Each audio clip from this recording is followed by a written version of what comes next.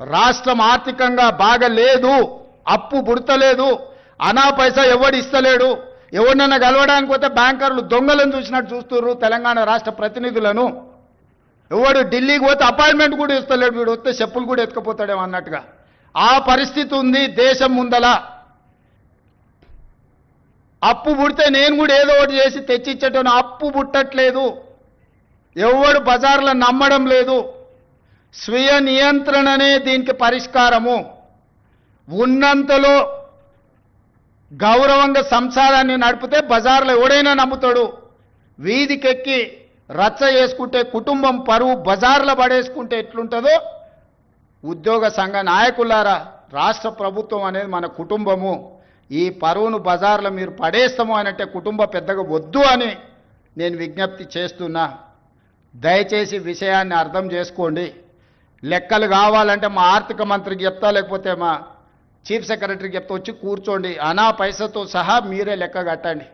నేను చెప్తున్న దానికంటే ₹1 ఆదాయం ఎక్కువన్నా మీకే పంచిపెడతా. కాంట్రాక్టర్లకు బిల్లులు ఇవ్వాలంటే ఇంకొక 7,000 కోట్లు కావాలి. నేను చెప్పేది అన్ని నిత్యావసర అత్యవసరానికే 22,000 కోట్లు, దాంట్లోనే 4,000 కోట్ల తుట్టుంది. ఇక ఆయన పెట్టిపోయిన 50,000 కోట్ల రూపాయల కాంట్రాక్టర్లకు పాత బకాయిలు ఇవ్వాలంటే నెలకి 7,000 కోట్లు కావాలి.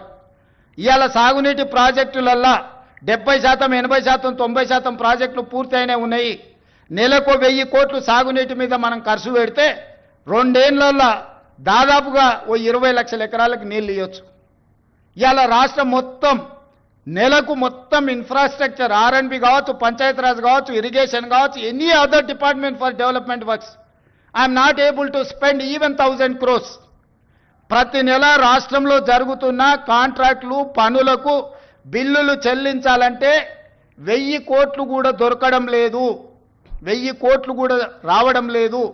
600-700 కోట్ల రూపాయలు ఇచ్చి 10 ఏళ్ల నుంచి వేయని రోడ్లు ఊర్లలో ఇవాళ గుంతలు పడ్డాయి.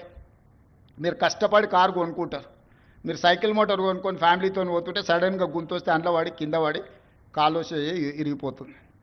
ఇవాళ చిన్న చిన్న గ్రామాలకు రోడ్లు వేయాలంటే అనా పైస లేదు. పాత రోడ్ల మీద డాంబర్ వేద్దామంటే కూడా రూపాయి లేదు. రాష్ట్రం మొత్తం ఆర్థికంగా దెబ్బతిన్నాము. ఒక కుటుంబం విచ్ఛిన్నమైపోయి చిన్నాభిన్నమైపోయి ఆర్థికంగా పూర్తిగా దివాలా తీస్తే ఎట్లుంటుందో తెలంగాణ రాష్ట్ర ప్రభుత్వం యొక్క ఆర్థిక వ్యవస్థ అట్లనే ఉంది. ఎవరికైనా అనుమానం ఉంటే ఉన్న అన్ని లెక్కలు బహిరంగంగా చెప్తా. ఉద్యోగ సంఘాలు అందరు రాండి, ఆర్థిక శాఖ అధికారి దగ్గర కూర్చోండి, ఆర్థిక మంత్రి దగ్గర కూర్చోండి, సహకరించండి. నేను ఇవన్నీ ఎందుకు చెప్తున్నా అంటే మిమ్మల్ని సహకరించమని అడగడానికి చెప్తున్నా. మీరు సమరం చేయడం కోసంగా సమరం చేస్తా అంటే ఎవరి మీద చేస్తారు? నేను మళ్ళీ చెప్తున్నా, నేను కోసినా కూడా ఇంతకంటే ₹1 ఎక్కువ వెళ్ళదు. బజార్లో ఎవడు నమ్మతలేడు, మొత్తం దివాలా తీసింది. 11% మితికి తెస్తాడే, 3-4%కి రావాల్సిన వాడు ఎవడన్నా ₹10 మితికి డైలీ ఫైనాన్స్ తెచ్చుకునేటోడు ఉంటాడు చూడు బజార్లో, అంతకంటే ఎక్కువ అధ్వానంగా అప్పులు తెచ్చిపెట్టిండు ఆయన. హ్యాపీగా పోయి ఫామ్ హౌస్లో దుప్పటి కప్పుకొని పండుకు సావునరా మీ సావు అని. 3 నెలలకు ఒకసారి బయటకు వస్తాడు, తిడతాడు, పోతాడు, అది ఫెయిలు, ఇది ఫెయిలు, ఇది ఫెయిలు, అది ఫెయిల్ అని. ఆయనకేముంది? ఆనందంగా ఉంది. ఆ చెప్పేటప్పుడు ఫేస్లో ఎంత ఆనందంగా అనిపిస్తుంది అంటే, రైతు బంధు ఫెయిల్ అనగానే ఆయన ఫేస్లో ఇట్లా బల్బు 1000 వోల్టుల బల్బు వెలిగినట్టుంది. ఎవడైనా బాధపడతాడా? అరే ఏదన్నా తప్పు జరిగింది, ఎవరికైనా రాలేదంటే బాధతో చెప్తాం మనం. ఫీజు రియంబర్స్మెంట్ చేయలేదంటే అయ్యో పాపం పిల్లలు ఫీజులు కట్టకపోతే ఎట్లా వాళ్ళు చదివేట్లా అని ఒక బాధ ఉంటుంది. జీతభత్యాలు రిటైర్డ్ ఉద్యోగస్తులకు బెనిఫిట్స్ ఇవ్వలేదంటే ఒక కన్సర్న్ ఉంటుంది. అరే నీ అమ్మ ఏందా ఇట్లా అయిపోయిందని. వారి ఫెయిల్ చూడండి, ఫెయిల్ చెప్పేటప్పుడు ఇది ఫెయిల్, ప్రతి ఫెయిల్ వెనకాల ఒక 1000 వోల్టుల బల్బు వెలిగినట్టు వెలుగుతుంది ఆయన ఫేసు. ఏం పైశాచిక ఆనందము! ఈ విధ్వంసం మీరు చేసిందే కదా, ఈ ఆర్థిక విధ్వంసము. 3 లక్షల కోట్ల బడ్జెట్ పెట్టాను, మరి నువ్వెట్లా ఇవన్నీ హామీలు ఇచ్చినావు అని ఒక ఆయన అడిగాడు. 3 లక్షల కోట్ల అప్పు ఉంది, ప్రతి సంవత్సరం 3 లక్షల కోట్ల ఆదాయం ఉందని బడ్జెట్ పెట్టాను. 3 లక్షల కోట్ల అప్పు ఉండి 3 లక్షల కోట్ల ఆదాయం ఉంటే ఓసి ఇదెంత సంసారం చక్కదిద్దొచ్చని నేను అనుకున్నాను. తీరా చూస్తే 3 లక్షల కోట్ల ఆదాయం లేదు, ఆదాయం 2 లక్షల కోట్లు ఉంది, అప్పేమో 8 లక్షల కోట్లు ఉంది. ఇక చెప్పురు మీరు అందరు కూడా చదువుకున్న వాళ్ళు ఐఏఎస్లు ఐపీఎస్లు అయినరు అంటే మీరు కూడా లైఫ్ టైం కష్టపడి మీరు ఎన్నో ఎగ్జామ్స్ రాసి ఇక్కడికి వచ్చిండ్రు. పోలీస్ ఎస్ఐ కావాలంటే కూడా ఎంత చదవాలను నాకు తెలుసు. నాతో చదువుకున్న వాళ్ళు చాలామంది ఎస్ఐలు అయ్యి ఎస్ఐలో కానిస్టేబుల్ కూడా అయిన వాళ్ళు అందరు కష్టపడి చదువుకున్న వాళ్ళు నాకు తెలుసు. ఈ పరిస్థితిలో రాష్ట్రం ఉంది.